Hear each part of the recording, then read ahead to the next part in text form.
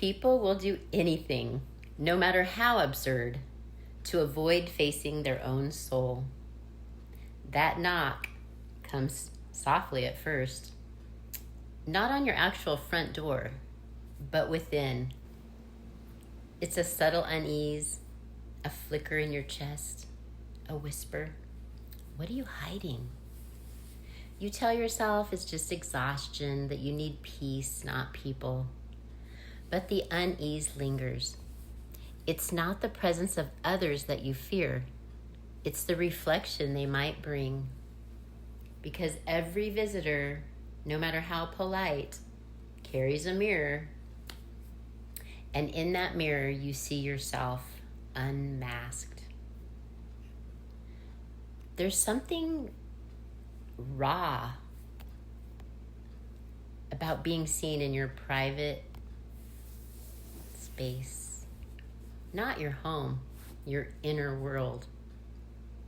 The version of you without posture or performance, no filters, no curated self, just you. And so you ignore the knock, because if you open the door, even a crack, you're not just letting someone in,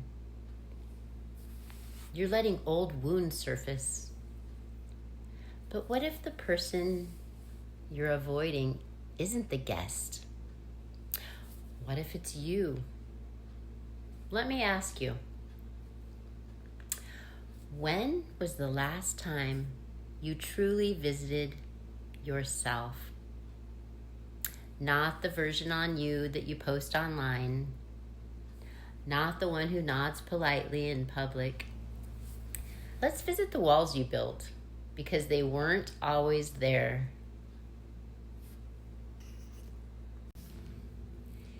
In each of us, there is another whom we do not know. Carl Jung. No child is born fearing the knock at the door. We are born reaching out, grasping fingers, calling out for closeness. So where did your silence begin? Look closely. There was a moment, or perhaps many, when connection turned cold, when presence felt like pressure, when attention came with judgment. You learned that to be seen was to be exposed. To be open was to be vulnerable. To let someone in was to risk being misunderstood. So you began building, not with bricks, but with pauses, with withheld words, with unspoken polite nods.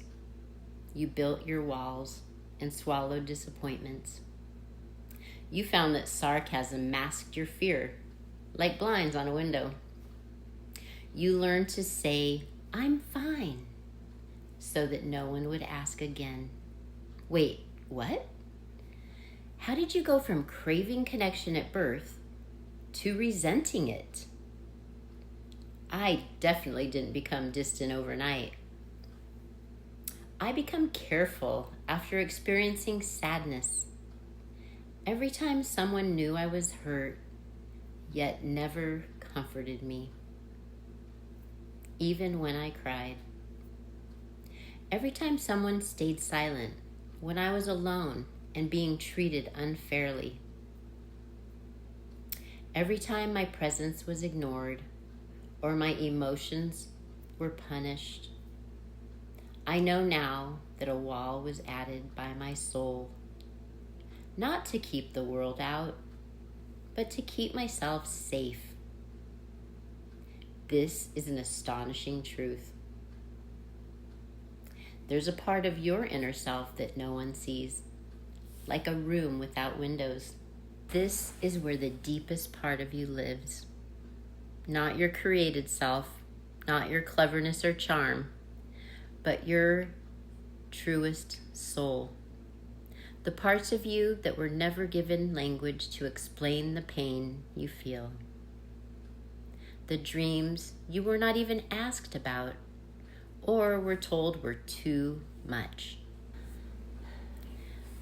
Not everyone deserves to see you bleed. But sometimes, not even you return to this room. You lock it, you forget it exists. You decorate the rest of your psyche with books, ideas, and productivity. Anything to avoid the echo. But the echo persists. Will someone ever understand me here? Take a moment, close your eyes. Can you feel that one emotion you've never told anyone about? That lingering sadness, that flash of anger, the childhood hope buried too deep. This is called the shadow. It's not evil, unseen, not destructive, but ignored. And when you keep this part of you closed off for too long, it begins to mold. Because unvisited parts of the soul do not stay quiet. They find ways to speak. Any anxiety you can't explain, or the sudden urge to isolate, is the invisible wall. And even though you love something, do you trust it?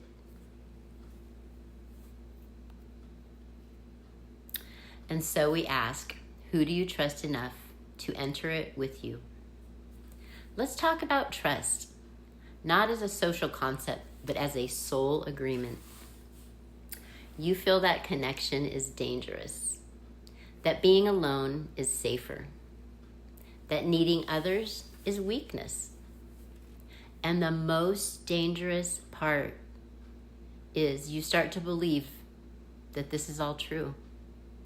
I had to ask my inner self things like, what if my soul has been shaped by the voices of those who never deserved access? That teacher who had bad intentions. That parent who only loved the version of me that never asked questions. And who disappeared when I needed them most. This is called a shadow of your inner self, still stuck with your soul. It is like they still tell you who to be and who not to be. So now, when someone approaches your life, you may be standoffish. Not because of who they are, but because of how you remember others treated you. This is why true trust feels terrifying. So ask yourself, who is the person you're avoiding? Is it actually you? Or the version of you shaped by someone else's fear? To cleanse and reclaim your space, you must reclaim your inner authority. You need to unlearn a dangerous belief that peace must always come second to someone else's comfort. Let's go there now. The myth of being a good person. I have been taught to be polite, to smile, to be accommodating, agreeable, good, even when it hurts, especially when it hurts. But let's tell the truth. Being good, as I was taught, often meant being invisible. It meant letting visitors stay too long, letting conversations drag on when my soul is whispering, please, I need silence. It meant saying yes when my entire nervous system screamed no. And so I become pleasant, predictable, kind to a fault. But in the process, I betrayed myself. Who benefited when I silenced my own needs? Who taught me that my value came from being accessible? I became concerned about what they will think if I say no. There's a cruel myth that says the more self-sacrificing you are, the more lovable you'll become. But in reality, The more I abandoned myself, the more abandoned I felt. Being a good person at the cost of your boundaries isn't value. It's self-erasure, dressed as kindness. And this right here is why I didn't like having visitors anymore. Not because I was cold-hearted,